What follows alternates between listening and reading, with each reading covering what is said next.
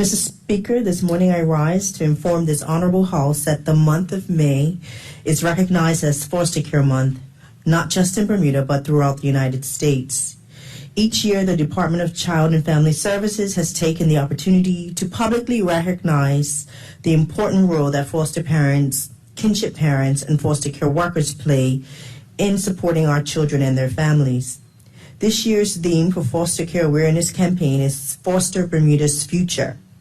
Mr. Speaker, with this in mind, a number of activities have been scheduled during the month of May to both celebrate and enhance the government's foster care program.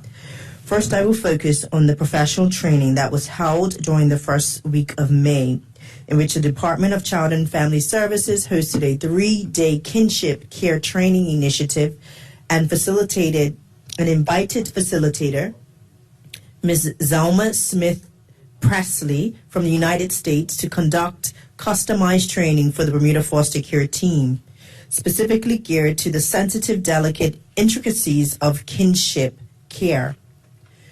Mrs. Smith Presley is a child welfare consultant and trainer with over 45 years of experience in the field of child welfare. Mrs. Smith Presley delivered the Caring for Our Own program that centers around the full dynamics of what it means to become responsible for looking after one's relatives, with the added support of the Department of Child and Family Services, which is referred to as kinship caregiving. She delivered 2 sets of training, first to staff and then to kinship caregivers. Mr. Speaker, let me explain what a kinship caregiver is. The word kin refers to any relative by blood, by marriage, or adoption with close family ties. In turn, a kinship caregiver reflects the full-time nurturing and protection of children who must be separated from their parents by relatives, godparents, step-parents, or other adults who have a kinship bond with the children. In essence, kinship care is defined as out-of-home foster care provided by a relative. Kinship placement of children enables them to live with persons they know and trust. The kinship placement reduces the trauma associated with living with persons who initially are unknown, and such placement supports the transmission of a child's family identity, culture, and ethnicity, and strengthens the ability of families to give children the support they need. Mr. Speaker, as of December 2022, the foster care program in the Department of Child and Family Services have had 26 children in kinship placement. Therefore, Mr. Speaker, I was very intentional to attend the first day of the 3-day kinship professional training held on Wednesday, May 3rd. The overseas facilitator, Ms. Smith Presley, engaged the full foster care team of 10 officers in knowing and understanding the various best practice methods for managing kinship care cases while making professional considerations for the ongoing intra-family dynamics. The training provided staff with greater insight into the curriculum that they will later use to facilitate training for future kinship caregivers. Key specific outcomes for staff who participated in this first day of professional training included being able to effectively support kinship families who have children placed in their homes, identifying the benefits and challenges of using kinship placements from the perspective of children, the birth parents, and caregivers, and identifying some of the emotions and life changes that kinship families experience in caring for children placed in their homes. Mr. Speaker, for a variety of reasons, some of our children cannot remain with their families, and with assistance from the Department of Child and Family Services, foster parents provide a trusting connection for Bermuda's foster children. As such, it is critical that foster kinship caregivers are provided with support and encouragement so that the immediate and long-term needs of children are met. Mr. Speaker, the next 2 full days of training on May 4th and 5th were dedicated to our kinship care families. They received training using a curriculum tailored for Bermuda, including specifically designed workbooks and journals. Of the 15 kinship families, 9 kinship parents participated. We appreciate the sacrifice of those kinship parents who took time from their jobs to attend the training. We thank their employers who allowed them the time off from work.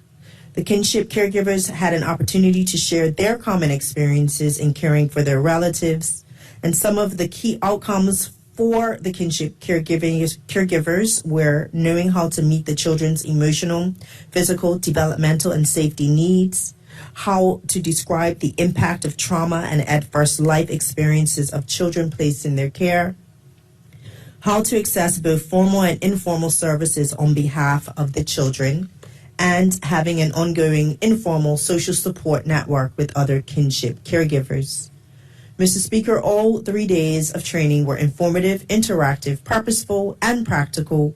The department has received overwhelmingly positive feedback from the kinship caregivers attendees at this training, and I certainly commend the foster care team under the leadership of Ms. Selena Simons, the foster care coordinator, for the vision to hold this training and further equip staff and our kinship caregivers to be the best. Mr. Speaker, our foster care promotional activities that have been implemented are upcoming during the remainder of the month of May include interviews about foster care on the government CITV station, advertising through electronic media and social media informatics promoting foster care and foster parenting. Mr. Speaker, CITV interviews with the department's foster care coordinator, Mrs. Selena Simons, who will be sharing information in 3 key areas. What is foster care? Why do we need more foster care parents? And how does one become a foster care parent?